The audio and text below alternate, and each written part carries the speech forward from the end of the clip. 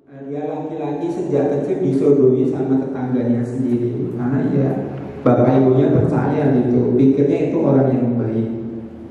Seperti itu. Jadi prosesnya seperti itu secara umum ya, secara umum. Nah, calon korbannya siapa? Calon korbannya rata-rata adalah pribadi orang-orang yang mengalami masalah di keluarganya, nggak deket sama kedua orang tuanya, mau bentuknya free sex, seks bebas ya, atau miras, narkoba, dimulai dari hubungan yang rentan, hubungan yang rapuh antara kedua orang tua dan anak. Itulah kenapa memang harus dimulai, kekuatan itu harus dimulai dari keluarga. Nah, orang-orang yang rapuh ini mudah untuk dimasuki dengan berbagai macam hal yang negatif, termasuk di kejahatan seksual. Biasanya anak-anak yang bermasalah itu larinya kemana kalau zaman dulu? Ke teman-teman ya, dalam tanda kutip sama begonya kan. Kalau kita zaman dulu kan tanya, aku asalnya dari mana?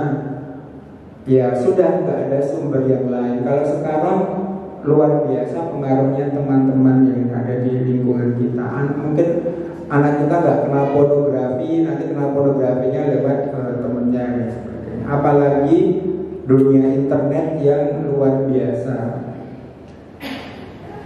Bapak Ibu ngajarkan anak-anak untuk sholat, puasa. Kenapa mah? Karena yang menciptakan alam semesta ini Tuhan Allah. Di internet Bapak Ibu mereka akan ditanya, siapa yang menciptakan Tuhan? Bapak Ibu mau jawab apa?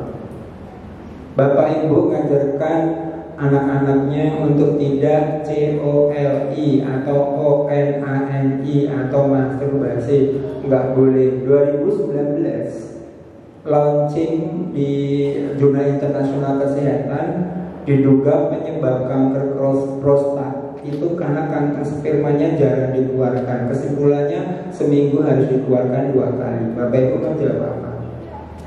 Jadi dunia internet itu luar biasa. Kalau kita nggak siap, kita nggak update, minta maaf. Ya sekarang luar biasa ya. Banyak anak-anak yang TK, PAUD, di sekolah Islam sampai SMA, pulang-pulang nanti dari Australia udah bawa pasangan sesama jenisnya. Alhamdulillah.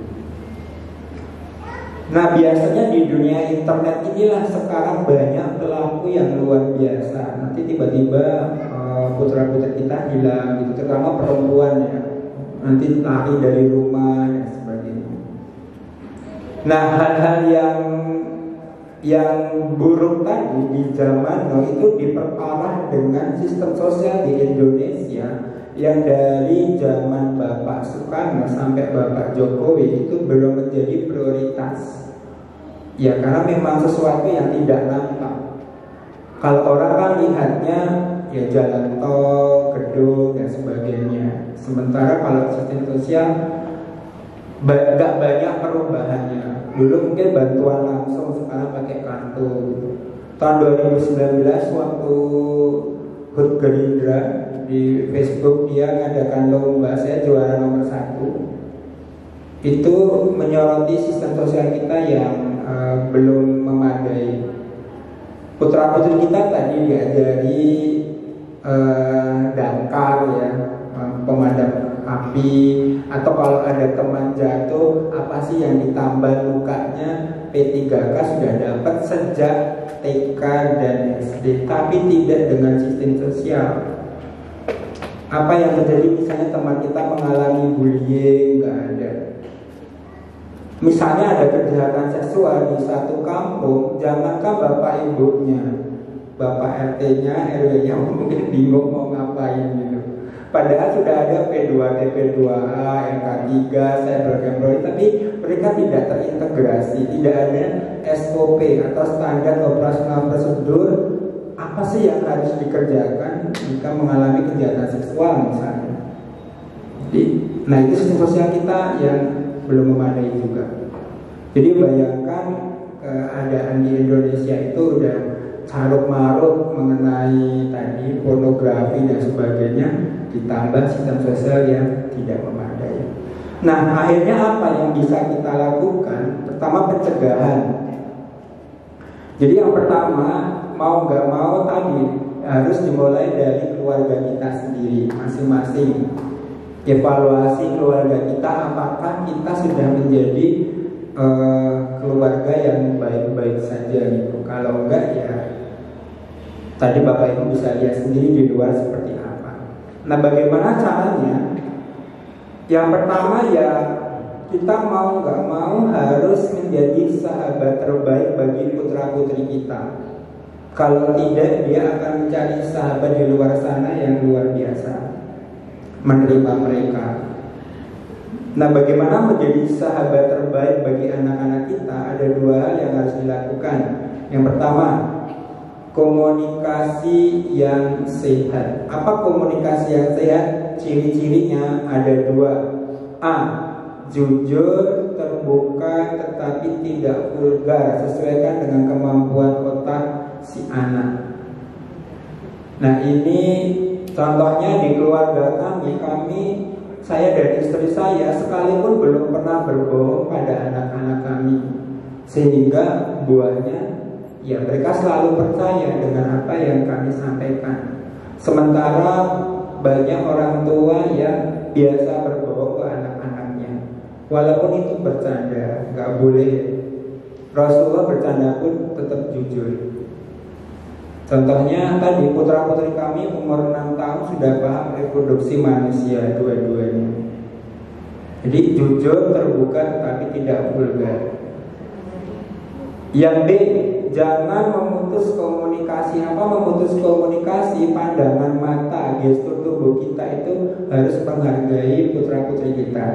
Sayangnya banyak orang tua yang tidak menghargai anak-anaknya. Kenapa? Yang masih dianggap kecil. Misalnya, Assalamualaikum, Mah, ini ada surat dari guru, dari ustazah, katanya disuruh baca mama. Mamanya jawabnya sambil pegang HP. Oh, makasih ya, taruh di meja. Itu gak menghargai putra-putri kita. Mestinya ditaruh HP-nya, terima suratnya, pandang wajah anaknya, hargai mereka.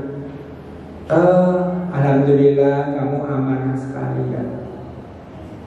Terima kasih ya. Tapi ini mama lagi jual celana dalam online khas Betawi. Untungnya cuma 10.000. Bagaimana kalau bacanya nanti aja setelah mama selesai jualan? Itu menghargai. Atau ibu lagi masak untuk suaminya tercinta. Aku mau masak karidot untuk suamiku tercinta. Terus anak umur 2, 3, 4 tahun, nih tolong dilihat lukisanku dong, aku capek, gambar keren banget. Ini kan, nah, pisau itu gak menghargai si anak. Gak sampai 1 menit letakkan pisaunya, lihat gambarnya dulu. Masya Allah, nah gambarmu bagus banget. Sampai mama bingung ini gambar apa. Rubat-rubat ini. Boleh nggak kalau lihat gambarnya nanti aja, soalnya mama lagi masak. Kalau nggak selesai, papa kelaparan, adik kelaparan, umi kelaparan. Nggak sampai 1 menit. Bapak Ibu ngajak putra putrinya ngobrol kok nggak memandang wajah kita, itulah yang dicontoh orang tua.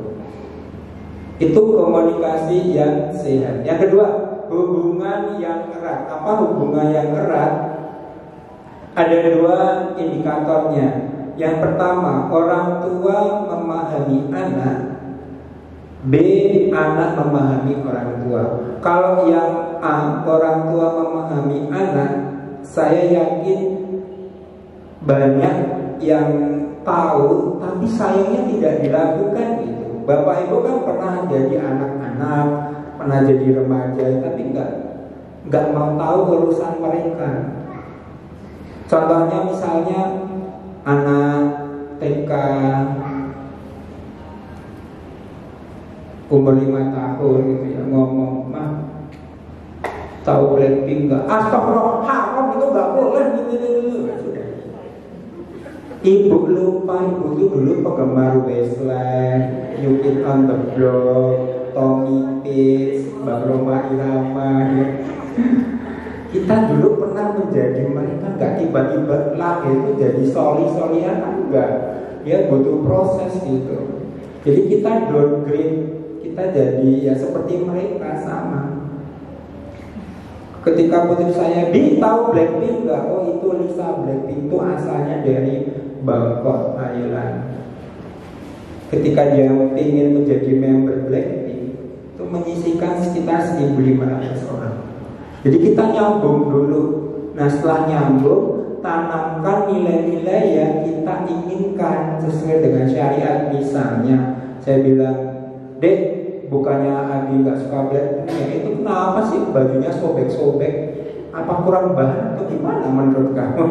Terjadilah diskusi di situ. Paling nanti ganti BTS, ganti apa, 3 bulan selesai itu ya.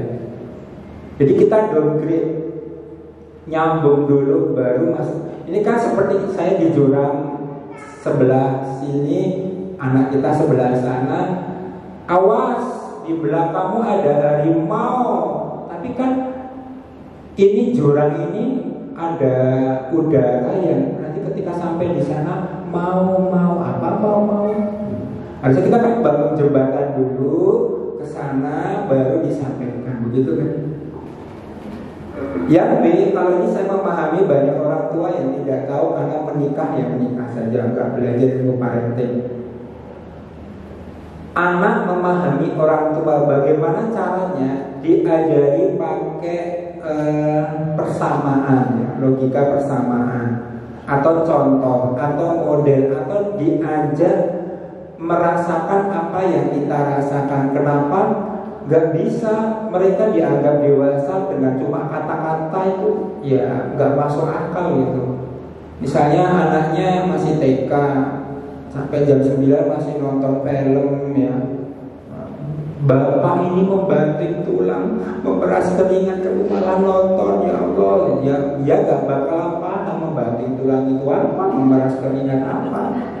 Itu maksudnya apa sih Pak? Capek, mau gak capeknya dia belum pernah seperti papanya, belum pernah. Mama aku pengen ke Gandaria City Mall, pengen belanja. Mama ini lagi bokeh, kan enggak? Bokeh itu apa sih, Mama nggak punya uang. Bingung dia konsep nggak punya uang. Mama lo belanja tiap hari, nggak punya uang gimana? Papa kemarin masuk ke ATM uangnya masukin ATM saja selesai. Jadi ajak ke tempat kerja bapaknya, ke tempat kerja ibunya. Ya dianalogikan. Saya waktu ngajarin bokeh itu waktu masih putra-putri kami kecil ya. Sini-sini, ini Abu itu kalau kerja itu dapat upah. Nah ini kita kalau kerja dapat upah nih. Nah upahnya berapa nih? Ya bulan 5 juta misalnya. Ini untuk bayar air. Jadi kita kalau pakai air itu bayar, namanya ke PDAM, bayar listrik, bayar ini, sisa 2 juta. Yuk dipakai untuk makan 4 orang selama 30 hari. Dihitung, anak saya jadi tahu bapak saya ternyata bukan orang kaya gitu. Jadi kalau mau minta apa-apa mereka mikir, Bim sudah ada uang belum untuk beli ini beli itu. Ikut merasakan. Atau misalnya jadi guru di TK sini, saya kurang tahu misalnya. Ikut ibu kemana? Itu ke tempat bapak kerja. Bapak jadi apa sih? Jadi guru TK di KB Istiqlal ya. Ya sini itu namanya fingerprint tag. Maaf, Anda terlambat 5 menit, dipotong 5.000. Gajinya kecil dipotong dulu. Kan dia lihat ya, nggak betah di sini mah, bete. Nah itu yang dirasakan bapak ya kan.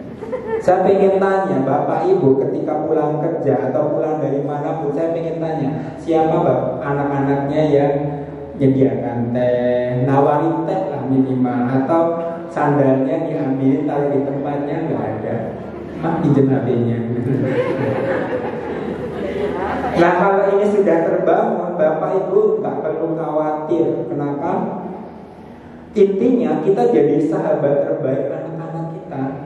Saya nggak khawatir anak putra putri kita mau zaman mau berubah seperti apapun. Kenapa anak saya tanpa sengaja merokok ngomongnya ke kita, jatuh cinta ke kita, tanpa sengaja nonton pornografi ngomongnya ke kita, semua dibicarakan. Istri saya biasa misalkan sama ya Rasulullah, kamu sebulan ini COLI atau tidak gitu. Biasa gitu. Karena ya kita terbuka. Jadi kita udah seperti sahabat sendiri. Nah itu adalah satu-satunya imunitas di zaman now. Kalau bapak ibu gak mau jadi sahabat, bagi putra putri kita di luar tadi menyeramkan. Selanjutnya, pendidikan seksualitas, bukan pendidikan seks ya. Pendidikan seks itu ngajari nge-seks. Pendidikan seks itu bagian dari pendidikan seksualitas. Dalam Islam terintegrasi dari 0 sampai sekitar 15 tahun. Itu namanya pendidikan seksualitas. Nah, ini nggak saya sampaikan semua. Nanti kalau saya sampaikan semua jadi workshop ya. Jadi beberapa saja. Nah, ada perbedaan definisi dulu tentang akil balik. Akil balik di Indonesia masih mengikuti psikologi umum bahwa anak-anak itu 17 tahun ke bawah. Jadi sampai SMA masih dianggap anak-anak. Bahkan orang tua di Indonesia masih sampai SMA masih mahasiswa masih dianggap anak-anak. Di keluarga kami mengikuti Islam. Akil itu 10 tahun dewasa otaknya, balik 10 sampai 15 dewasa biologisnya. Jadi sejak umur 10 tahun di rumah kami bebas. Maksudnya si anak itu mau zina, mau apapun itu urusan kamu dengan Allah. Mau nggak sholat itu urusan kamu dengan Allah. Nggak ada hubungannya dengan kami. Tapi selama ikut kami, ya ikut peraturan kami dong. Masa lebih kamu? Kamu mau kuliah ke Inggris, ikut peraturan Inggris atau Belanda? Ya Inggris. Jadi misalnya putra saya atau putri saya, malas disuruh ini situ, silahkan nih dibuka pintu lebar, kalian bikin keluarga sendiri, bikin peraturan sendiri. Simple, nggak perlu ribut-ribut. Jadi di keluarga kami, putra kami sejak 10 tahun makanya harus bayar, kan bisa kamar, listriknya harus beli. Jadi dia kerja di rumah kami, sehingga dia punya konsep, oh ya aku sudah dewasa. Jadi akil balik ini di dalam Islam dan psikologi ada perbedaan. Monggo mau pilih yang mana. Tetapi kalau kita masih mau pakai psikologi yang umum, hati-hati. Kenapa? Yang terjadi seperti sekarang ini, badannya dewasa, otaknya masih Naruto, PUBG dan sebagainya.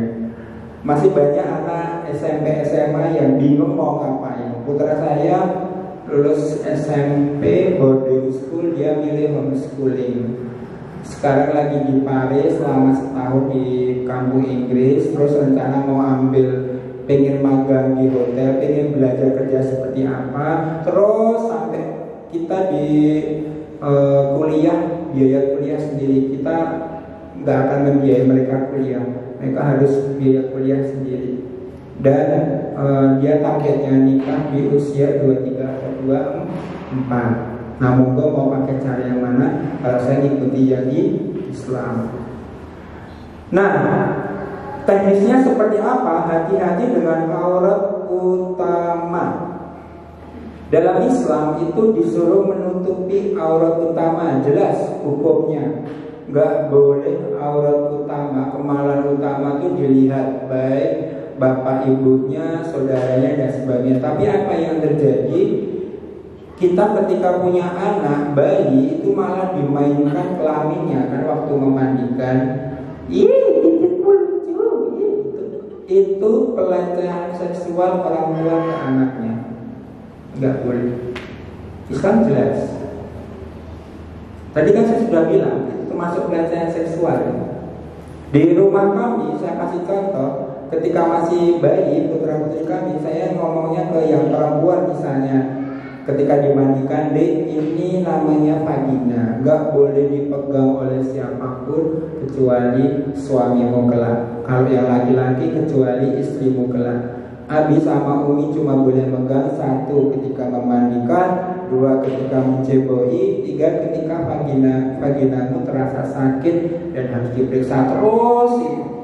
Umur 2 tahun dia nggak mau diantar ke WC oleh saya, malu bapaknya sendiri. Kenapa? Yang ditanamkan itu adalah miliknya dia dan suaminya kelak. Umur 4 tahun pahanya dipegang sama abangnya, dia nggak terima. Ini punyaku dan suamiku, nggak boleh dipegang sembarangan, seperti itu. Jadi hati-hati. Jadi mulai ini kemaluan harus ditutupi. Kemudian ketika usia 6 bulan ke bawah sebaiknya sunat. Untuk yang laki-laki wajib karena untuk kebersihan, untuk yang perempuan sunat. Nah, di perempuan di Indonesia itu sudah dilarang. Kenapa? Karena dulu keliru. Jadi klitorisnya diambil. Padahal itu kan kepuasan perempuan di klitoris ya. Jadi yang kecil itu diambil, sehingga di penelitian tahun 90-an ke bawah hampir 90% perempuan di Indonesia tidak mengalami kepuasan seksual. Kenapa? Ya karena tadi keliru, yang diambil tuh klitorisnya. Padahal kan cuma di selaputnya atau cuma digores memakai semacam benda tajam sedikit gitu. Nah, untuk yang perempuan sunat. Nah, monggo kalau di kami tetap melakukan minta tolong bidannya. Tapi di Indonesia secara legal dilarang karena dulu keliru bidannya, atau bukan minta ya Pak, dukun bayi ya, keliru mengambil. Kemudian hati-hati, nggak boleh satu selimut dengan alasan apapun. Kenapa? Karena terutama di perempuan itu rangsangannya itu dari ujung rambut sampai ujung kaki, itu rangsangannya. Kalau laki-laki kan minta maaf areanya ya di kemaluan, sekitar kemaluan. Kalau perempuan tuh rangsangannya, hotspotnya itu tiap perempuan bisa berbeda-beda. Ada yang disentuh lehernya bisa terangsang, rambutnya, kakinya, apanya itu perempuan macam-macam.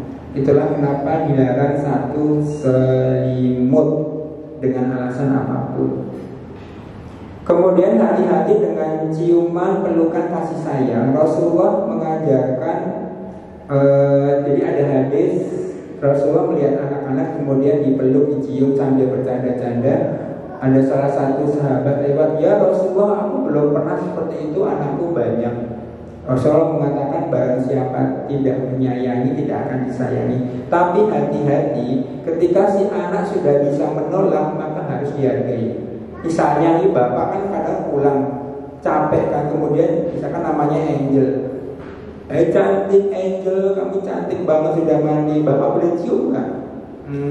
Nggak boleh. Bapak bau peti sana, mandi dulu, kita harus mandi dulu. Jangan dipaksa. Kalau dipaksa itu pelecehan seksual orang tua ke anaknya. Selanjutnya toilet training. Hati-hati dengan toilet training, apalagi di Indonesia itu kamar mandinya atau toiletnya belum ideal. Idealnya kan toiletnya kecil khusus untuk anak-anak, jadi orang dewasa nggak boleh masuk. Terus jumlahnya terbatas di Indonesia kan, sehingga apa? Kalau mau mengadakan toilet training tuh nanti disuruh antri, disuruh morotin semua antri gitu ya. Nah itu sebaiknya ditutupi. Jangan seperti ini, toilet ini sambil dijagain gitu. Anak-anak kan kadang takut ya, takut sendirian, takut hantu. Boleh dijaga tapi menghadap ke yang searah. Itu kayak putra-putri kami. Nanti pas cebok baru didatangi, sambil diajarkan cebok sendiri. Hati-hati dengan gender, dengan melawan jenis kelamin.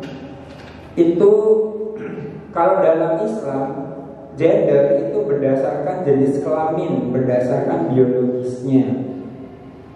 Nah, awalnya gender sendiri juga berdasarkan seks, berdasarkan jenis kelamin. Kemudian mengalami perkembangan oleh kaum liberal, kaum ateis, para feminis, bahwa gender itu sekarang bentukan masyarakat bebas. Nah itu akan membingungkan nanti. Nah kita sebagai umat muslim tetap berdasarkan jenis kelamin. Karena kalau berdasarkan bentukan masyarakat nanti akan mengalami banyak benturan. Contohnya yang mau digunakan masyarakat yang mana? Mau Indonesia, Eropa atau Afrika? Yang kedua, nanti kalau bentukan masyarakat itu gendernya jadi banyak kan, sekarang hampir berapa? 20-an lebih. Ada intersex, queer, non-biner dan sebagainya. Nanti bingung. Anehnya gender ini masuknya hanya ke arah seks dan politik dan sebagainya, tapi nggak berani sampai di olahraga misalnya. Bayangkan olahraga berdasarkan gender. Nanti sepak bola, aku sekarang lagi pengen jadi non-biner, jadi non-biner gitu. Atau toilet, bayangkan toilet nanti ada 30-an. Toilet queer, toilet non-biner, membingungkan ya. Nah, hati-hati dengan kultur. Contohnya warna ini netral ya, unisex, berlaku untuk semua laki-laki dan perempuan. Gak ada warna itu miliknya laki-laki dan perempuan. Tapi misalnya ada anak laki-laki kok memilih warna pink misalnya, nah itu jangan kamu itu warnanya perempuan, gak dijelaskan. Bang, warna pink ini bebas dipakai siapapun, tapi di Indonesia atau sebagian besar dunia warna pink ini disukai oleh mbak-mbak. Siap nggak nanti kamu kayak mbak-mbak? Dijelaskan secara baik, jangan dihina ya. Termasuk pilihan mainan. Boleh nggak laki-laki main boneka? Boleh. Perempuan main mobil-mobilan? Boleh, selama karakternya jelas. Kalau main boneka ya dia sebagai bapak misalnya, yuk Abi antar ke sekolah dadah. Nah itu dia sebagai bapak kan mas. Tapi kok dia main boneka, ayo mama susuin, nah ini sudah karakternya harus dibenarkan gitu. Atau main mobil-mobilan, biasanya kalau perempuan tuh ya biasanya ambil satu, ambil dua, bangun rumah, yuk kita tamasya, makan-makan. Nah, itu biasanya perempuan seperti itu. Kalau laki-laki kecenderungannya ambil mobil yang banyak, kebut-kebutan, tabrak-tabrakan, nah, seperti itu. Jadi hati-hati, boleh main apapun selama karakternya jelas. Nah, bagaimana tentang aurat? Aurat itu diajarkan ditutup bebas dari sejak kecil boleh, tapi gak boleh dipaksa sampai umur 10 tahun. Dalam Islam 10 tahun wajib sholat. Kalau nggak sholat boleh dipukul. Mulai diajarkan sholat umur 7 tahun. Nah, masalah pakaian juga sama, jangan dipaksa. Misalnya ada anak TK, mah aku gerak mah, boleh nggak jilbabnya saya copot? Nggak boleh, masuk neraka, tahu haram. Kasihan ya, belum paham. Ya boleh nggak dibuka sebentar saja, nanti ditutup lagi gitu. Atau ya nggak apa-apa, nanti ditutup lagi ya. Jadi atau sebentar lagi udah sampai. Jadi diajarkan bahwa memakai itu suatu kebanggaan yang disayang Allah gitu, bukan atas hukuman. Selanjutnya hati-hati dengan organ reproduksi dan mekanismenya. Ya, dia akan menanyakan sekitar umur 5-6 tahun, aku asalnya dari mana sih? Gitu. Jangan dijawab beli di toko. Gitu. Saya jawabnya seperti itu. Nah, kalau zaman saya dulu, Bu, di toko nggak ada bayi, mana bayinya? Kamu cerawat apa sih? Gitu zaman dulu. Zaman sekarang, kalau dia nggak mendapatkan sumber dari orang tuanya dengan benar, akan tanya sama teman yang sama bebonya. Kamu tahu nggak cara membuat bayi? Nggak tahu. Akhirnya mereka berdua ambil HP emaknya, ibunya, pakai Google Voice cara membuat bayi. Jadi dia harus diajari. Putar-putar kami. Nah ini contoh tapi nggak cuma contoh saja ya. Jadi kita lihat video segala. Dimana di situ nggak ada memperlihatkan kemaluan utama laki-laki dan perempuan, enggak. Ini sampai punya bayi dan sebagainya jelas mereka. Nanti jadi kejahatan seksual, alhamdulillah ya, itu harus kita perbaiki. Dan yang terakhir, dampingi, jangan ditinggal begitu saja. Baik, itu saja materinya. Kita ke tanya jawab. Saya kembalikan ke moderator. Tafadhol.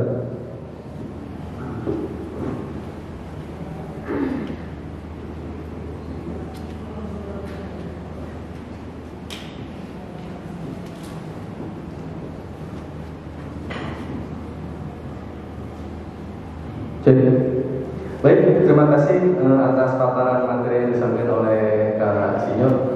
Luar biasa, sangat menambah wawasan kita tentang pendidikan seksualitas dalam keluarga, terutama kepada anak ya. Dalam hal ini saya akan memberikan kesempatan kepada ayah bunda untuk melakukan tanya jawab. Boleh? Boleh disebutkan silakan nama? Silakan. Dulu kalau ya, nggak apa-apa. Iya.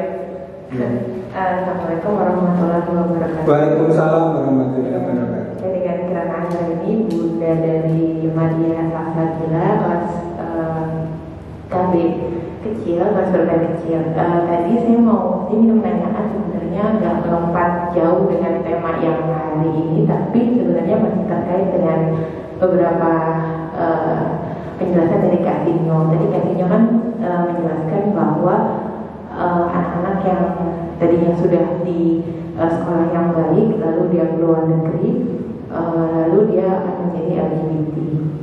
Nah itu saya teringat dengan salah satu pernyataan dari bisa dibilang petinggi di komunitas LGBT, bukan petinggi apa ya, orang yang berpengaruh di komunitas LGBT bahwa apakah ada pria di sini, kata dia seperti itu. Kalau ada, bahwa pria itu ke sini nanti saya akan buat dia menjadi LGBT dalam waktu sekian menit. Saya lupa waktu itu dalam berapa menitnya, tapi dia memberikan tantangan seperti itu pada salah satu acara. Nah, lalu saya juga mengkaitkan juga dengan tadi pernyataan dari Kak Sinyo, ilmu yang mengatakan bahwa laki-laki itu dalam waktu 3 hari itu harus mengeluarkan spermanya. Lalu mengkaitkan lagi dengan pada anak-anak, bahwa awalnya dia ONAN itu, lalu dia mulai perilaku beresiko, lalu sampai ke LGBT.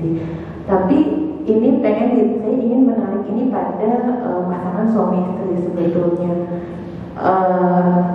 Bagaimana sebetulnya, jadi pertanyaan ini itu bagaimana kita menjaga suami kita sebagai seorang perempuan. Misalnya kita sudah menjalankan kewajiban kita sebagai perempuan, sebagai istri, karena pria itu kan tadi seperti Kak Sinyo bilang memerlukan yang namanya stimulus untuk bisa mengeluarkan. Bagaimana kalau stimulus yang dipunya itu tidak sampai ke tingkat untuk memberikan stimulus kepada pasangannya tersebut. Misalnya dalam arti di luar efek apa, kita buka Google aja kan di situ kan sudah luar biasa gitu kan.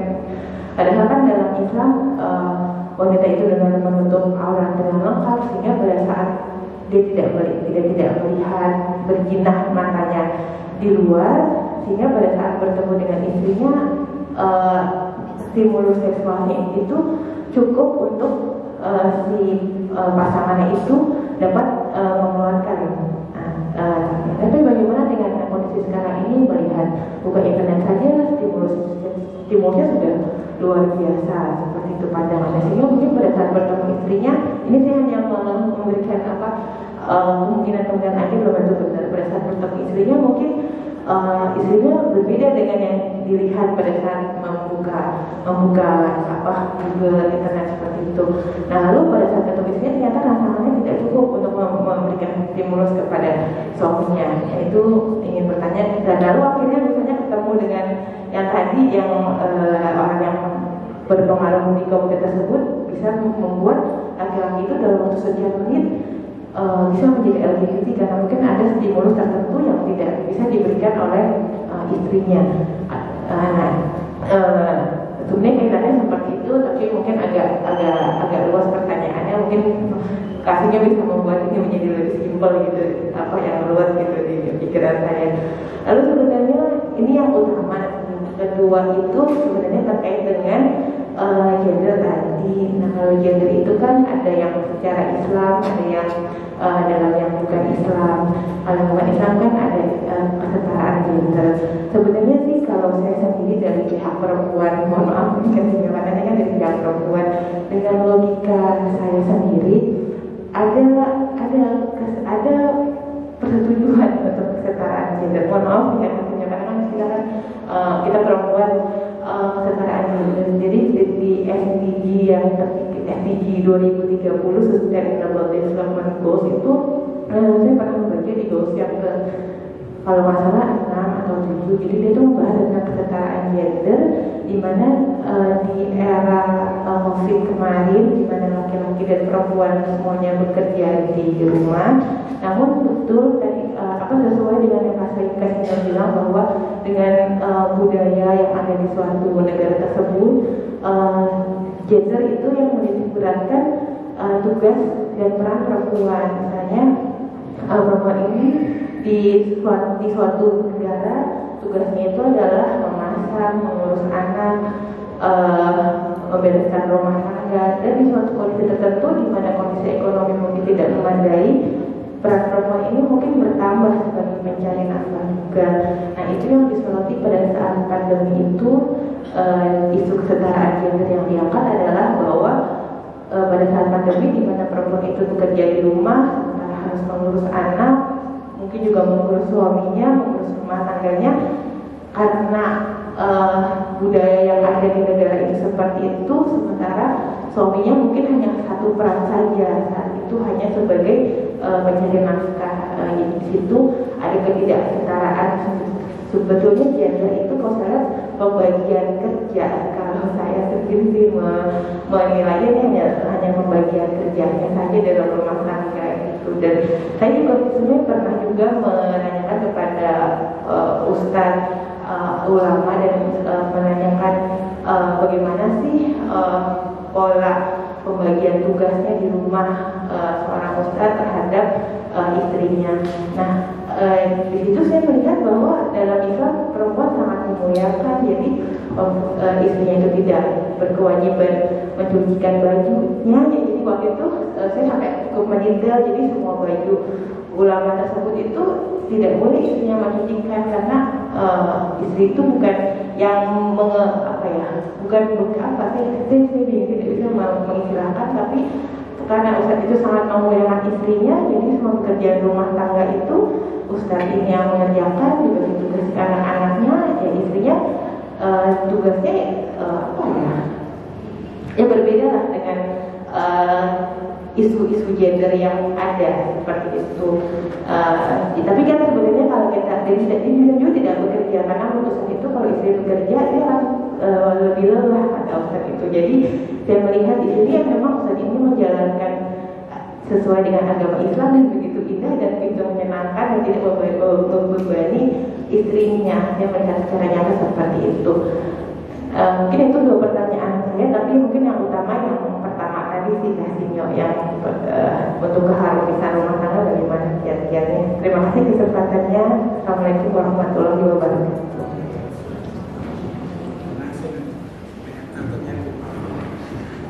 Ya, terima kasih. Yang pertama, bagaimana agar orang laki-laki dan perempuan harmonis? Ya,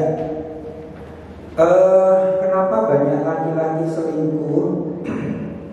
Itu banyak faktor. Maksudnya ya mau selingkuh dengan lawan jenis, mau sesama jenis, itu banyak faktor. Tapi salah satu faktornya karena perempuan tidak diajari bagaimana seks oleh suaminya, dan itu masih banyak dianggap tabu oleh si pasangan. Sehingga apa yang terjadi, karena dua-duanya tidak memahami konsep tentang seksualitas, akhirnya yang laki-laki bingung cara membuang spermanya.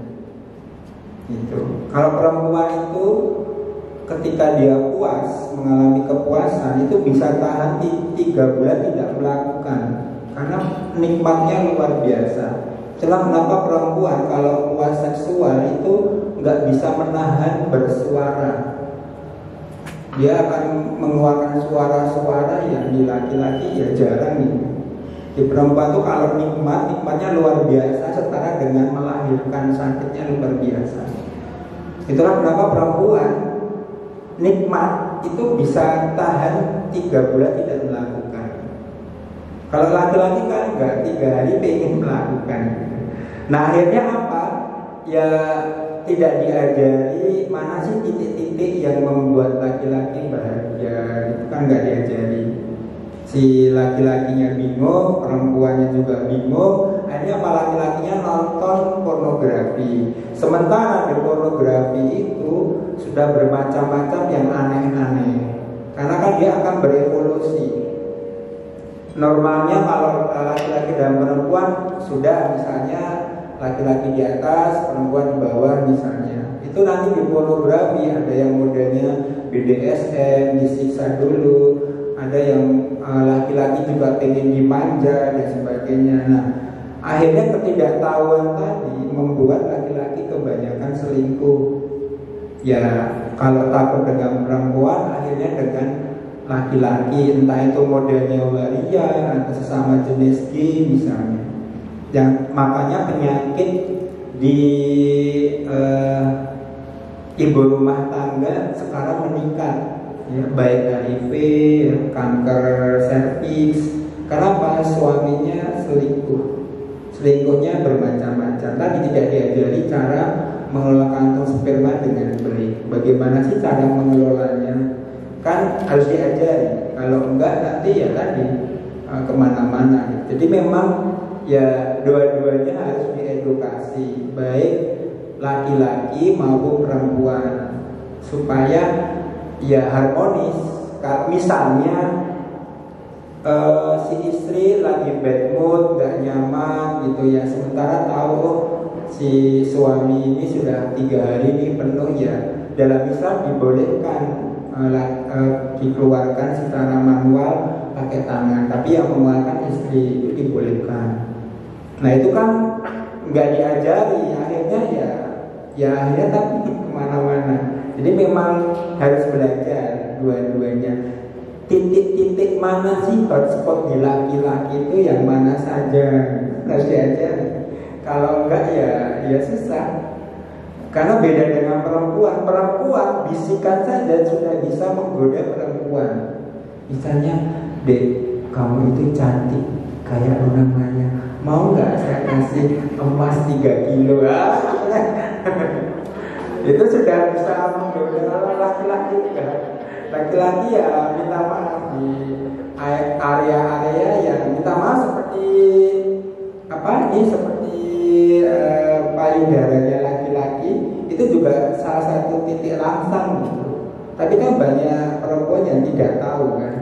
Ya akhirnya yang menggairahkan siapa? Yang menggairahkan ya sesama jenis tadi. Waria itu cenderungnya ke sex worker. Dan dia mau melakukan apapun. Itulah kenapa waria itu paling mahal. Karena misalnya minta maaf ya, kalau PSK itu disuruh olah seks jijik misalnya. Kalau G nanti, nah akhirnya si waria, makanya waria itu paling mahal setahu saya ya. Kata klien saya kalau sama jenis paling cuma bayar 200-300, sama PSK 500-an waktu itu ya.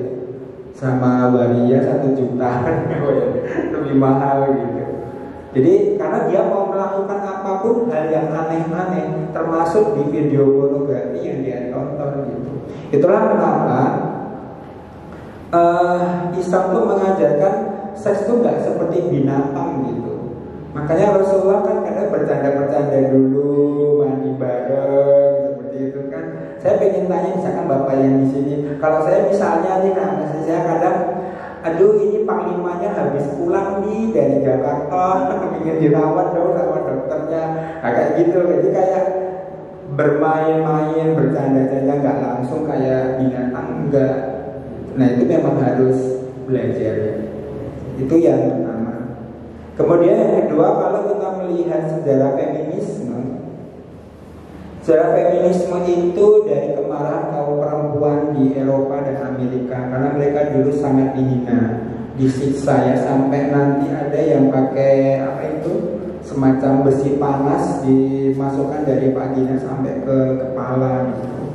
Nah itu kemarahan kaum perempuan. Nah feminisme itu kemudian terjadi beberapa sub gitu ya, ada yang garis keras, ada yang tengah-tengah, ada yang agak low gitu. Nah akhirnya mereka campur-campur. Nah gerakan feminisme ini hampir bersamaan dengan gerakan LGBT di sekitar tahun 60-an. Makanya mereka semacam 11-12 kakak adik, di mana ada feminisme, di mana di situ pasti ada LGBT. Nah masuknya lewat feminisme dulu. Jadi bukan LGBT dulu enggak. Nah sekarang sudah mulai kan LGBT ikut. Jadi kesamaan gender awalnya gendernya hanya laki-laki dan perempuan. Awalnya, perempuan juga harus sama dong, harus setara. Tapi nanti mulailah ketika masuk ada gender non-biner dan sebagainya. Nah Indonesia sudah mau dimasukin sekarang. Kita kalau melihat perkembangannya di Eropa, Amerika sama. Jadi mulainya dari kesetaraan feminisme dulu, gerakan gender. Tapi nanti kemudian masuk LGBT ke sana. Nah anehnya, kesetaraan gender tadi dalam bentuk apapun bukan. Sekarang gender bukan cuma female dan male kan, macam-macam gitu. Ada non-biner, ada queer, intersex. Di Inggris ada seorang guru dihukum, kenapa? Dia dilaporkan dan akhirnya dihukum, kenapa? Jadi misalnya nih ada perempuan sekitar 15 anak, dia ngajar, kemudian dia cuma ngomong, hey girls, see you tomorrow gitu. Nah ada satu anak yang merasa dia waktu itu tidak menjadi perempuan, aku sudah menjadi laki-laki gitu. Dilapor, dihukum tuh gurunya. Itu di Inggris.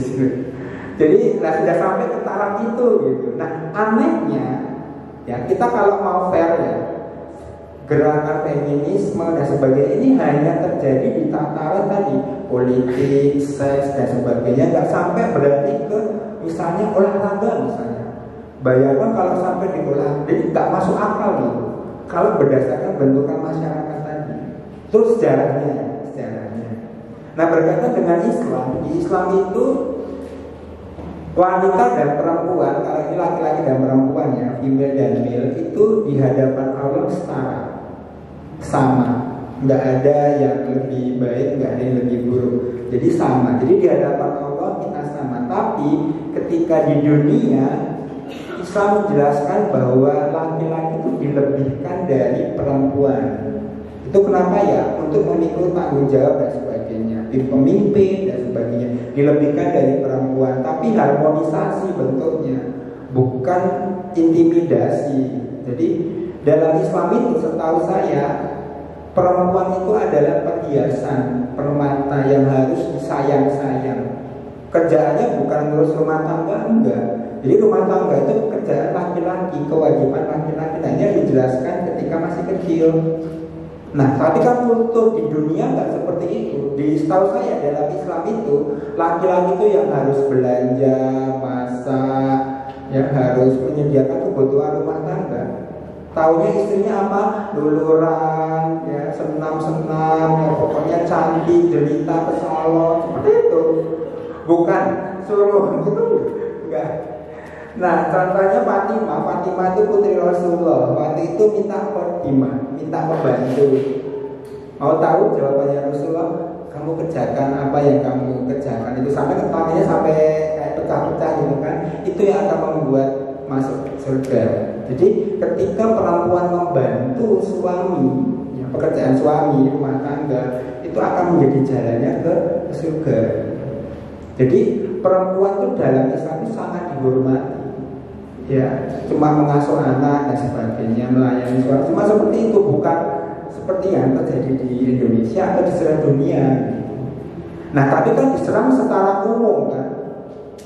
Pokoknya ini patriarki, laki-laki itu mendominasi perempuan ya, karena tadi banyak umat muslim contohnya yang tidak memahami aturan agama seperti itu. Nah, kalau tahu aturan agama, ya ketika kami menjelaskan, bang, ini nyapu ini itu kewajiban laki-laki, kewajiban nabi, itu umi membantu itu dapat pahala luar biasa seperti itu. Sehingga tahu mereka, oh memang ini kewajiban laki-laki. Jadi saya dengan istri kalau mencuci pandai saya dengan istri lebih ahli dalam menjemur segala, karena memang itu tugasnya laki-laki, bukan tugasnya perempuan. Nah, yang terjadi kan kultur ya, kultur. Jadi semestinya yang disalahkan kulturnya ya. Kalau Islam sangat menghargai perempuan tuh, sangat disayang. Misalnya ya, contohnya nafkah materi, banyak laki-laki yang tidak paham nafkah materi. Apa sih nafkah materi? Itu bukan gaji yang digunakan untuk tiap hari makan, itu bukan nafkah materi itu. Ibu, ini saya kasih uang karena kalau mau main belanja itu nafkah materi. Bukan yang untuk tiap hari, itu bukan, itu kewajiban suami. Jadi makanya kenapa suami itu kalau misalnya Islam ini dijalankan ya, tugas suami itu sangat berat, sangat berat. Itulah kenapa dia dikasih beban yang berat, maksudnya tanggung jawab yang berat. Tapi yang terjadi kan akhirnya keliru gitu, karena kultur ya, kultur. Misalnya contohnya di Sumatera itu ada yang kamu kok mengerjakan pekerjaan perempuan, itu keliru ya. Nah itu ya kita maklumi lah. Tapi intinya tadi, kalau lihat sejarahnya, nanti masuknya feminisme itu macam-macam. Kalau di Indonesia, setahu saya masih yang modelnya low kebanyakan, yang dia itu ya masih menghargai laki-laki dan seperti itulah. Tapi nanti mulailah kemudian, sekarang kan masuk kan LGBT ya, seperti itu. Intinya nanti equal itu semua, rainbow. Jadi bukan cuma laki-laki, bukan cuma perempuan, nanti sama, harus semua. Nanti nikah sama jenis boleh dong gitu. Ini pedofil sudah mulai protes, karena sebetulnya gerakan mereka kan bareng-bareng. Pedofil itu tertarik sama sesama seks sama anak-anak. Nah di Indonesia kan keliru. Misalkan laki-laki bingung mau seks sama adanya anak-anak. Nah itu bukan pedofil sebetulnya. Pedofil itu hanya tertarik pada anak. Nah itu sudah mulai diusahakan. Boleh dong ketika kita nikah dengan anak tambah kerunyam ya, kalau dibiarkan seperti itu gitu. Nah ya kita tadi saya cuma mengatakan hati-hati sih. Kalau dalam Islam basicnya gender ini tetap male dan female gitu. Nah tadi makanya kultur di Indonesia itu ya, kalau kita ngikutin Islam itu luar biasa tanggung jawab lah. Jangankan mau poligami ya, satu saja sudah pusingnya. Serius itu.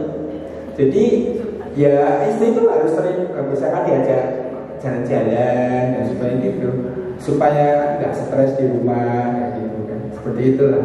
Tapi ya kita maklum saja ya, karena ketidaktahuan masyarakat. Nah kita memberitahu di keluarga kita supaya tidak salah. Nah kadang anak-anak ini kerjaan laki-laki jangan seperti itu, keliru. Ya. Baik, bagaimana Bunda Maria? Terima kasih Kak Tinyo atas jawabannya. Semoga bisa menjawab kegundahan, kegelisahan atau pertanyaan yang tadi disampaikan oleh Bunda Maria. Ya, nanti kalau Bunda Maria kalau pulang dari sini, nah suaminya masuk kamar dikunci, bang, titik-titik mana ya? Silakan didiskusikan nanti sama suaminya.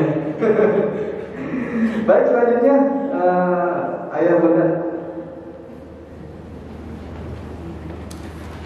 silakan. Ibu dulu. Udah dulu ya.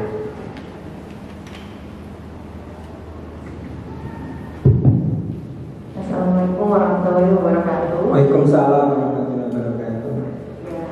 Saya tadi tertarik dan ingat banget ya pesan dari Kak Sinyo terkait bagaimana kita bisa menjadi sahabat anak itu dalam upaya kita mencegah dari kejahatan seksual atau segala penyimpangan itu ya. Nah saya ingin menanyakan pertanyaan terkait tadi juga contoh yang bisa blackpink, bagaimana kita anak itu bisa cerita apapun ya tadi ya. Bahkan hal-hal yang di luar dari film keluarga ketika tidak sengaja dia lakukan atau lihat dia bisa cerita. Nah, tapi kita juga terutama saya punya anak pertama yang sudah memasuki pra remaja ya, pastinya yang sudah punya kayak apa ya, karakternya memang sudah kelihatan dari itu lebih introvert. Ini saya juga lagi mengkaji apakah saya yang kurang bisa menjadi teman untuk hal-hal yang receh, sehingga diskusi terkait yang seperti itu tidak banyak dieksplor ke kami, atau memang ada karakter introvert yang memang kita nggak kadang, karena ini kadang-kadang kayak kalau introvert kita pengen mendalami ya, banyak menanya tapi ada barrier gitu, dia nggak mau cerita gitu. Nah itu gimana kita sebagai orang tua mengenali bahwa ini tuh dia lagi karena introvertnya sehingga kita hargai, atau malah masuk ke situ tetap bangun komunikasi, tetap buka, ibaratnya upayakan untuk dia membuka gitu. Nah bagaimana kita untuk kondisi kayak itu, gimana ya kita mau ambil posisi? Laki-laki atau perempuan? Perempuan. Ya. Baik. Jadi Bapak Ibu harus paham dulu karakter laki-laki dan perempuan secara umum. Hal ini perlu mestinya sih sebelum menikah ya.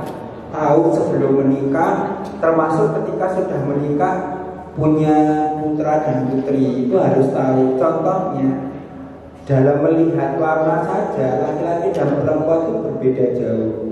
Perempuan melihat warna itu bisa puluhan mungkin ya.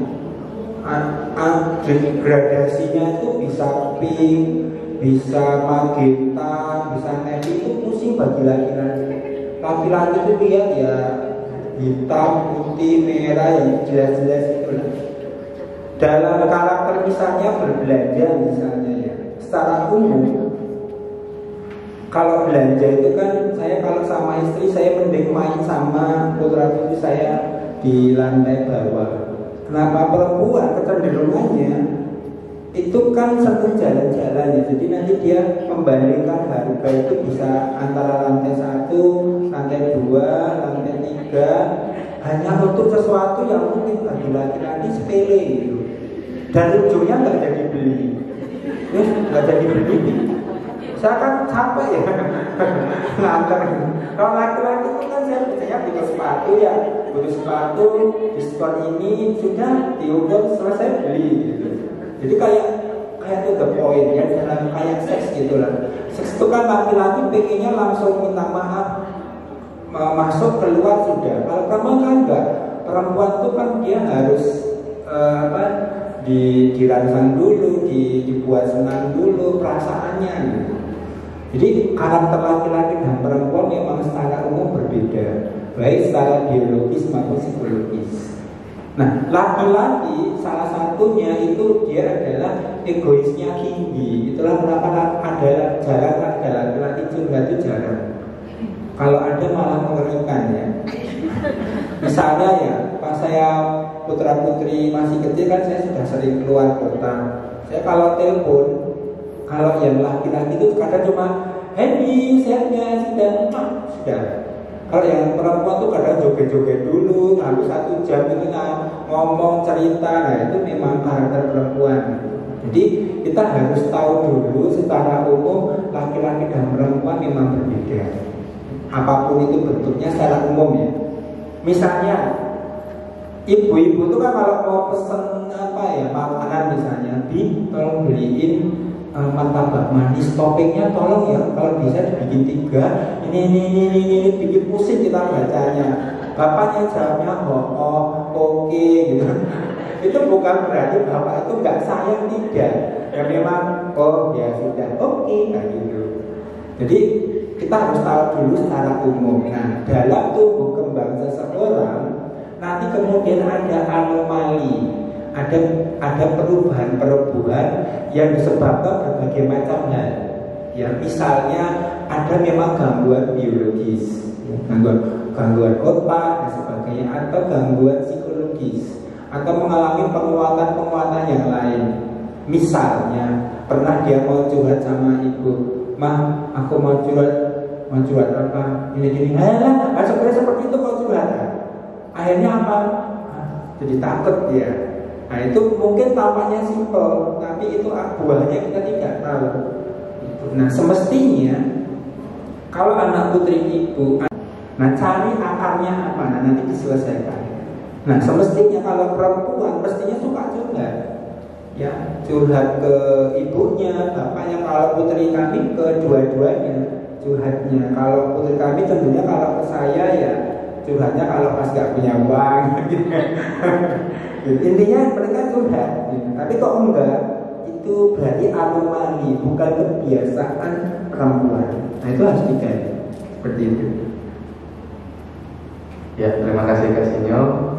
Semoga Bunda Fadil terjawab ya apa yang ditanyakan tadi. Ada lagi Bunda, Ayah sekalian?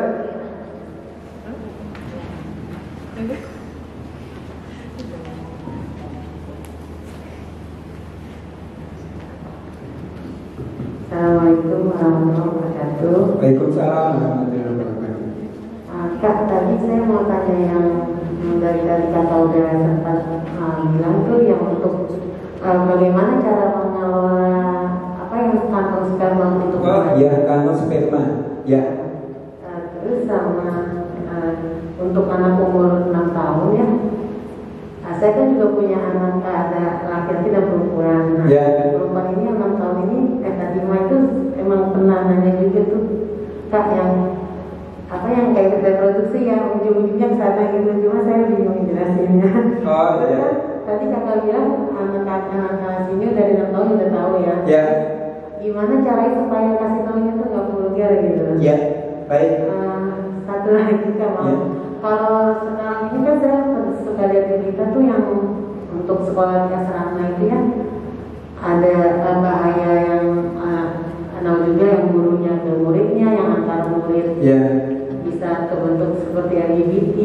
Itu bagaimana Kak cara menyikapinya? Karena tadinya kan saya maunya juga anak saya tuh di asrama pas SMA ini ya, cuma jadi masih maju mundur karena khawatir gitu di asramanya, karena kitanya juga nggak lihat di sana kan. Khawatir tadinya tuh baik-baik aja di rumah atau takut terpengaruh. Itu untuk membuat anak kita itu apa ya, kayak punya prinsip dan memang tahu gitu ya ini tidak boleh dan tidak terpengaruh dan nggak takut bully-bullyan gitu. Gimana ya Kak ya? Makasih Kak. Saya jawab yang nomor 2 dulu ya. Itu waktu itu putra saya tanya, Bi, aku asalnya dari mana? Kita protek dulu, maksudnya asal apa? Kok aku bisa ada di dunia ini? Nah, waktu itu saya bilangnya seperti ini. Abang pernah melihat apa hewan yang kawin-kawin itu? Cicak kawin, ayam kawin, kambing kawin. Pokoknya dia pernah melihat, disebutkan. Itu namanya reproduksi hewan. Apa reproduksi hewan? Supaya mereka punya keturunan. Keturunannya ada yang berupa anak, nanti telur dulu dan sebagainya. Kelamin ketemu kelamin. Nah, manusia juga supaya punya keturunan itu harus melakukan namanya reproduksi. Manusia hampir sama dengan hewan, karena kalau enggak nanti nggak punya keturunan, dunia ini sepi. Tapi harus menikah dulu, karena kita beda dengan binatang. Apa itu menikah? Ya resmi, sah secara agama, sesuai dengan syariah, secara undang-undang, itu namanya menikah. Kok abang melakukan reproduksi manusia tanpa menikah, maka derajat kita seperti binatang. Itu yang pertama. Pertanyaan kedua, kok bisa ada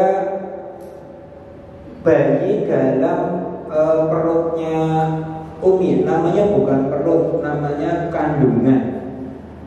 Jadi waktu itu saya lihatin yang tadi yang video, namanya bukan, sebentar saya lihatin ya. Ini namanya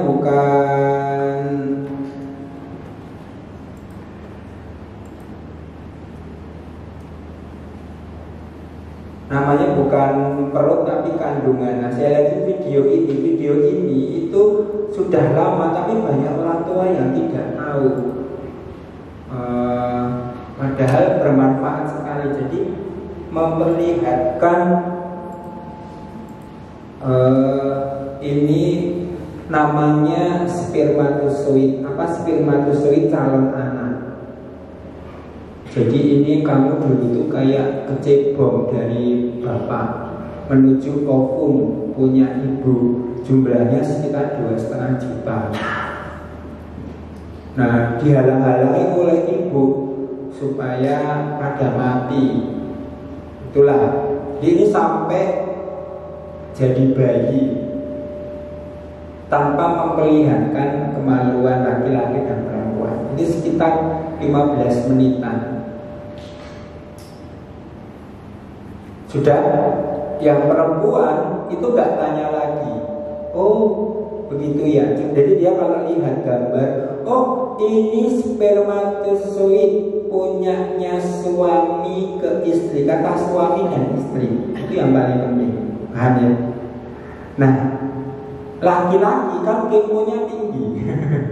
Anak saya tanya, Bi, bagaimana caranya kok spermatozoid bisa ketemu ovum? Nah, kita harus jujur, terbuka, tetapi tidak vulgar. Saya sampaikan, Bang, nanti di kelas 6 SD atau 1 SMP, kan betul kan? Ada pelajaran reproduksi manusia. Nanti akan diajari oleh guru. Kalau enggak, nanti tanya sama Abi, selesai.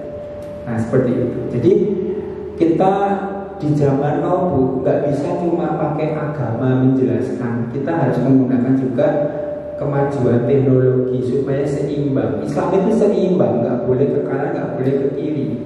Jadi zaman now kita harus menjelaskan dengan fakta dan data.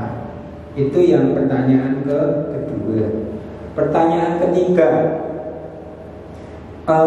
bagaimana kalau dia mau ke boarding, di sana nanti ada tindakan seks sesama jenis dan sebagainya. Perlu Bapak Ibu ketahui, seks sesama jenis itu tidak memandang tempat, tidak memandang ekonomi, pangkatan, jabatan dan sebagainya.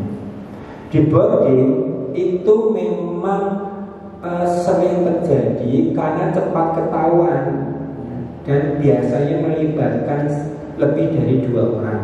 Itu kalau di boarding.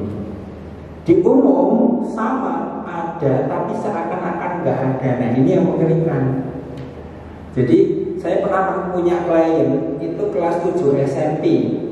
Saya nggak sebutkan provinsinya, nanti ketahuan kalau sebutkan provinsinya ya. Dia masuk ke SMP IT. Nah, dia itu membutuhkan sosok seorang ayah. Kepala sekolahnya dia homoseksual, orientasinya tertarik sesama jenis, tapi sudah punya istri dan anak. Dia jadi kepala sekolah. Nah, dia kan lihat matanya tadi kan, oh ini anak membutuhkan kasih sayang. Diangkat resmi jadi anak angkatnya di hadapan orang lain. Tahu, oh ini anak angkat saya. Diangkat resmi. Mau tahu Bapak Ibu, mereka melakukan seks sesama jenis hampir 13 tahun nggak ada yang tahu. Istrinya nggak tahu, anaknya nggak tahu, cuma mereka berdua. Makanya saya nggak setuju itu ada angkat-angkatan, itu nggak setuju. Kalau saya mau bantu orang ya lewat bapak ibunya atau lewat keluarganya, janganlah. Saya tetap nggak setuju karena banyak mudorotnya di sana, banyak nggak masuk akalnya, nggak masuk logika, adik-adikan dan sebagainya. Itu hati-hati. Jadi dimanapun ada, itu yang harus dipahami dulu. Jadi jangan memilah-milah, mau yang miskin, mau yang kaya sama ada. Nah, bagaimana menumbuhkan, termasuk bullying ya, bullying dimanapun berada. Nah, bagaimana menumbuhkan tadi lewat keluarga tadi. Ketika kita menjadi sahabatnya, ya dia akan ngomong kan, nih tadi kemarin aku pas di kan kok ada yang pegang-pegang, gimana pegang-pegang ya gitu kan. Nah, mestinya ini 3, pemerintah, sekolah dan orang tua, masyarakat termasuk di pemerintah ya. Itu mestinya ya bukan cuma di keluarga, sekolahnya diedukasi, pemerintah juga harus mengedukasi atau masyarakat, karena bisa terjadi di lingkungan boarding tadi. Nah itulah kenapa di kami itu sudah buat screening sejak PPDB, terutama untuk yang boarding. Kalau yang umum kan hampir gak ketahuan, ya jarang ada kasus gitu. Di screening saya buat, kan saya juga psikometri. Jadi potensi, kemudian edukasi, bagaimana cara mengolah kantung spermanya, kemudian sistem. Contohnya, banyak boarding yang wali kelasnya bisa masuk ke keluarga. Kenapa? Nomornya nggak fix, nomornya pakai nomor pribadi. Itu nggak boleh. Harusnya itu misalnya ya, kelas Abu Bakar 7A, itu nomornya fix, mau ganti wali kelas ya nomornya itu. Sehingga apa, nanti kita bisa menelusuri, oh kok tiba-tiba pakai nama pribadi, ada apa-apa nih. Kenapa? Karena ada kasus kepala sekolah itu nomornya lewat nomor pribadi. Ini keluarganya nggak mampu dan dibantu tuh. Nah akhirnya anaknya masuk ke sekolah situ di mengalami kejahatan seksual oleh si kepala sekolah tadi. Jadi sistem, nah baru pendampingan. Nah kalau pendampingan ini sekolah nggak harus bisa melakukan lewat biro psikologi, pendamping dan sebagainya. Itu jadi sistem ya. Itu baru bekerja sama dengan pemerintah. Sudah ada beberapa lembaga yang bekerja sama dengan kita, mulai dari PPDB. PPDB-nya harus di apa? Contohnya anak-anak yang berpotensi menjadi laki-laki yang sebagai bottomnya, sebagai perempuannya, sebaiknya jangan masuk pondok. Kenapa? Dia kemungkinan akan menjadi korban atau menjadi pemicu. Ini kasihan. Misalnya saya spermanya sudah penuh, nggak mungkin saya menggagai kok yang sama-sama maco, enggak. Bisa digepok ya, dia cari apa ya, seperti mbak-mbak. Nah yang mbak-mbak celakanya tertarik sama jenis ya, makanya terjadilah kasus sodomi misalnya seperti itu. Itu yang ketiga ya. Nah yang pertanyaan pertama, bagaimana cara mengolah kantung sperma? Ada dua hal yang harus dilakukan dan satu hal tambahan. Yang pertama, laki-laki untuk menahan spermanya, menurut Rasulullah kalau kamu belum sanggup menikah, puasa. Nah, puasa ini itu menahan lapar. Lapar itu kebutuhan dasar, makan minum kan. Seks juga kebutuhan dasar, tapi lebih mendasar makan dan minum. Jadi lapar ini akan mengalahkan seks. Orang kalau lapar ya nggak kepikiran seks. Makanya saya kan 3 pekan di Ciracas, sepekan di Kota Magelang. Saya kalau di Ciracas makanya kadang cuma sekali atau bahkan dua kali atau sekali. Siang nggak makan. Putra saya sejak umur 11 tahun puasa Daud. Kenapa sudah paham? Jadi sehari puasa, sehari buka. Jadi ya sekarang bayangkan, sekarang makannya banyak. Yang kedua, dalam Islam pemuda itu disuruh banyak olahraga, memanah, berkuda, berenang. Secara biologis kita kalau banyak bergerak, beraktivitas, kita membutuhkan energi. Energi itu dibakar dari protein. Nah kantung sperma ini salah satu sumber protein. Dia akan diambil sebagian untuk diproses. Nanti sisanya ketika kita capek akan keluar dengan sendirinya. Kadang bapak-bapak ini ya, kalau pas tugas keluar kota, misalnya di kereta api, saking capeknya dia keluar sendiri. Nah, atau di pesawat terbang dan sebagainya, kan saking capeknya. Nah, jadi dibakar lewat olahraga. Menjadi kenyataan hari ini, banyak anak-anak yang makannya banyak, jalan olahraga. Terus sendirian yang ketiga. Jadi tadi ketika kamu spermanya penuh, sendirian pasti nonton pornografi, pasti itu. Atau nanti ujungnya cari onani dan sebagainya. Kenapa dia mikirnya sendirian. Jadi nah ini harus diajarkan ke putra kita untuk mengelola kantung spermanya supaya dia tidak masuk ke seks bebas, termasuk bapak-bapak. Jadi bapak-bapak misalnya tugasnya pulangnya agak lama ya Pak, ingat ya Pak, puasa, makannya sekali aja. Karena kalau makannya banyak, minta maaf, pasti di hotel minta maaf ya, onani atau cari, atau nanti panggil PSK. Karena laki-laki kalau penuh itu jadi nggak fokus ya. Badannya nggak nyaman, susah fokus, mau mengerjakan sesuatu tuh nggak nyaman gitu. Nah, laki-laki salah satunya pelariannya yang paling mudah ketika stres itu lewat seks. Itu paling mudah karena hampir nggak pakai modal. Kalau perempuan nanti kalau stres SMP SMA cutting dan sebagainya, bukan ke seks. Jadi menyakiti diri sendiri apa perasaan. Demikian ya. Baik, Masya Allah, luar biasa pemaparan dari Kak Sinyong. Ada lagi yang muda mungkin? Baik, silakan mamanya. Ya, bismillahirrahmanirrahim. Assalamualaikum warahmatullahi wabarakatuh. Waalaikumsalam warahmatullahi wabarakatuh. Ya, terima kasih banyak sebelumnya Kak Sinyo atas penjelasan materi yang luar biasa dan sangat membuka wawasan kita semua. Kak Sinyo, saya izin bertanya, tadi tertarik dengan pernyataan Kak Sinyo yang tadi menjelaskan kalau sebaiknya anak itu tidak dibiasakan untuk satu selimut dengan kita ya Kak Sinyo ya. Iya, memang nggak boleh. Seperti itu ya. Nah, apakah itu berlaku jika anaknya satu gender dengan kita Kak Sinyo? Nggak boleh. Tetap tidak boleh. Nggak boleh. Dan kedua, kemudian kalau misal kita punya anak nih satu gender dengan kita, nah punya kebiasaan sebelum tidur itu sejak kecil dia suka mengelus-ngelus tangan kita, mengusap tangan kita, apakah itu juga tidak boleh? Iya, tidak boleh. Sejak kapan? Kemudian yang selanjutnya, pertanyaan selanjutnya, sebenarnya ada kondisi seperti ini Kak Sinyo. Jadi saya punya sepupu, kebetulan ayahnya pada Allah sudah tidak ada. Nah, sepupunya itu laki-laki Kak Sinyo. Nah, kebetulan di pergaulannya itu juga kebanyakan perempuan gitu. Jadi sosok lelaki itu cuma kakeknya saja dan kakeknya juga kebetulan sibuk. Nah, itu apakah dengan ada kondisi yang seperti itu untuk menghindari feminisme itu bagaimana tips-tipsnya untuk menghadapi anak seperti itu? Ya.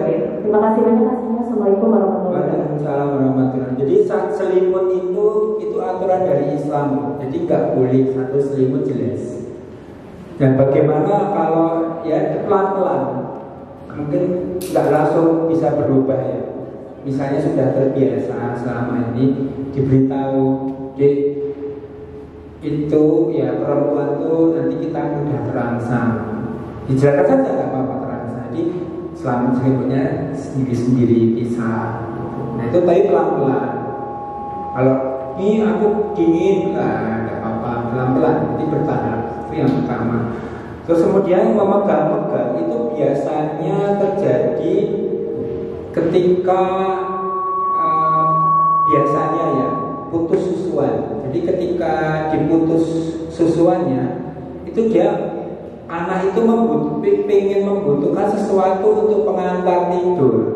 Selama ini kan ngempeng, ngenyot ya. Nah dia karena diputus akhirnya mencari, kadang nanti membaui selimut atau pegang boneka atau pegang ibunya. Nah itu diberitahu pelan-pelan.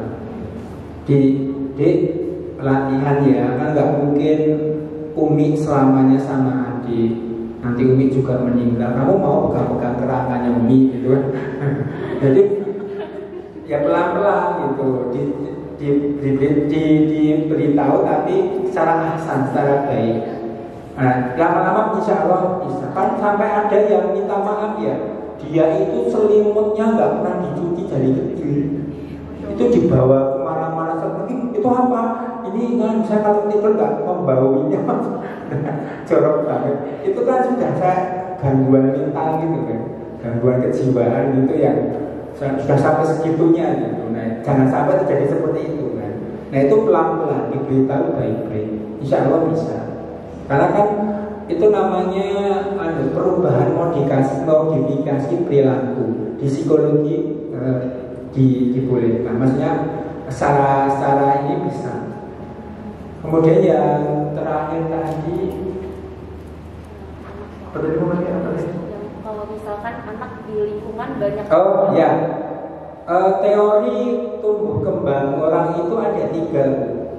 Jadi yang pertama teori tumbuh kembang orang termasuk orientasi seks itu teori yang pertama hanya dipengaruhi oleh biologi. Jadi DNA apa yang kita makan ini mempengaruhi pola kita. Yang kedua, teori yang kedua hanya dipengaruhi oleh lingkungan pendidikan emosional psikologisnya. Jadi dia tidak mempercayai biologi, yang mempengaruhi itu ya pendidikan. Nah yang ketiga, teori yang ketiga, dua-duanya berpengaruh. Nah kami Peduli Sahabat itu mengambil teori yang ketiga, bahwa dalam tumbuh kembang orang dua-duanya berpengaruh. Ya ada pengaruh biologi, ya ada pengaruh psikologis. Tetapi kami mengambil sub atau mazhab bahwa yang paling besar pengaruhnya adalah pendidikan atau lingkungan emosional. Contohnya pengaruh biologi, ada yang kemarin di TNI itu penisnya, dia kan laki-laki tapi penisnya itu ternyata tertutup seperti vagina, sehingga dia dibesarkan sebagai perempuan jika dia laki-laki. Atau terlahir dalam keadaan khunsa, dua kelamin ganda. Biasanya anak kembar mati satu nempel semua dia kembarannya. Tapi kalau zaman dulu kan asal aja, aku pengen anak laki-laki pada dia perempuan, harusnya kan diperiksa dulu ada kandungannya dan sebagainya. Jadi ada pengaruh biologis tapi jumlahnya nggak banyak. Contohnya di kami ada anak lahir gangguan jantungnya, itu oleh dokter yang menangani harus disuntik obat dari bayi sampai SMP. Ternyata obat untuk menguatkan jantungnya itu membunuh hormon kelaki-lakian dia. Jadi sampai dia SMP nggak punya hormon laki-laki, laki-lakinya mati. Nah dia tertarik sama jenis itu, diterapi sama dokter Widiansa, hormon laki-laki sembuh. Nah itu jadi, tapi yang paling besar adalah faktor lingkungan biologis. Misalnya banyak di Jakarta ini bapaknya berangkatnya setelah subuh, anaknya masih tidur, pulangnya jam 9 malam, anaknya sudah tidur, mainnya sama siapa? Ibu perempuan, asisten rumah tangganya perempuan, masuk TK, SD, mbok-mbok. Nah dia circle-nya perempuan. Nah akhirnya apa? Enggak seimbang. Kenapa? Contohnya tadi yang ditanyakan ibu tadi ya, karakter dalam laki-laki dan perempuan itu beda. Perempuan itu no action but only. Ini ya kalau mainannya nggak diberesin mama buang. Tapi saya pengen tanya, siapa yang membuang mainan ibu ini? Ada kan? Kalau nggak segera mandi tak tinggal, tapi nggak pernah ditinggal dong. Ayo deh mandi ya gitu. Itu raja tega itu hanya di laki-laki. Saya bang minta maaf komiknya diberesin, kalau enggak besok habis sobek. Paginya enggak diberesin, bangun tidur saya ambil komik satu di hadapan dia, saya sobek sampai habis satu komik. Itu laki-laki mengajarkan ketegasan, bukan keras ya, tegas. Jadi nah ketika dia akhirnya dikembangkan seperti itu, akhirnya apa ya, kepribadiannya seperti perempuan. Ibu kalau punya anak ya bayangkan TK umur 5 tahun, ganteng, gemuk, putih. Jangan main matahari, tak gosong, kamu jadi gak ganteng gitu kan. Nah kalau laki-laki kamu mau jangan istilahnya tuh mau jumpalita, mau apa ya, ya itu laki-laki mau belang-belang ya, laki-laki suka eksplor gitu.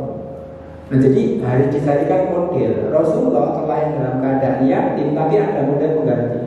Ada kakek, ada paman. Nah sebaiknya dicarikan lewat grup. Misalkan kakeknya nggak memungkinkan, cari saudara yang lain. Kalau saudara lain nggak ada, tetangga yang baik. Misalnya bapaknya ini keluarga ideal ya. Pak, bapak mau beli bakso ya, tolong ini anak saya diajak, keponakan saya, ini saya bayar. Satu keluarga dibayari. Nah dia tahu, oh bapak seperti ini, ibu seperti ini, sudah dia paham. Karena kalau cuma kamu nanti kalau banyak sama mbak-mbak, kamu nanti jadi waria bingung ya.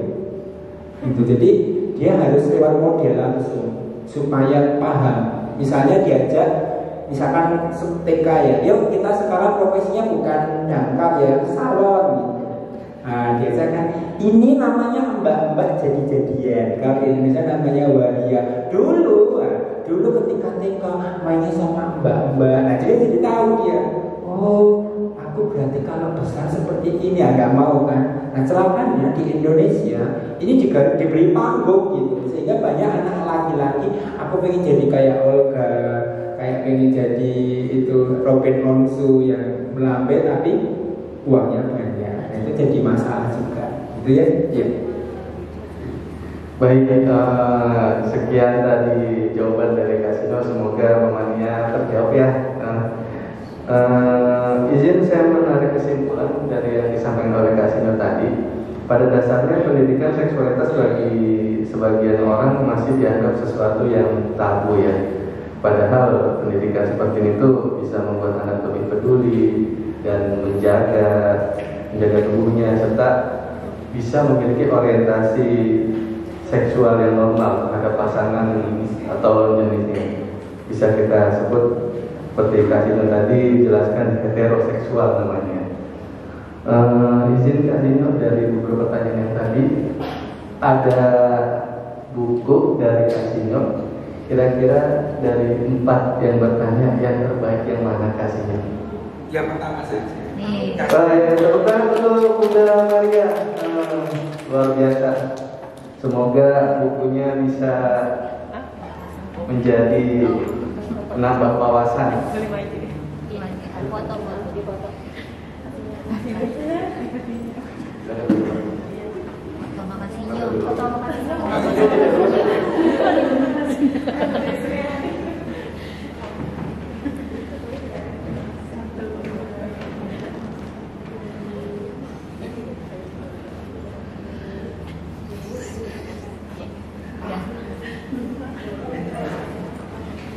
Baik, selanjutnya acara saya kembalikan kepada Ibu Ika selaku pembawa acara. Terima kasih. Assalamualaikum warahmatullahi wabarakatuh. Baik, boleh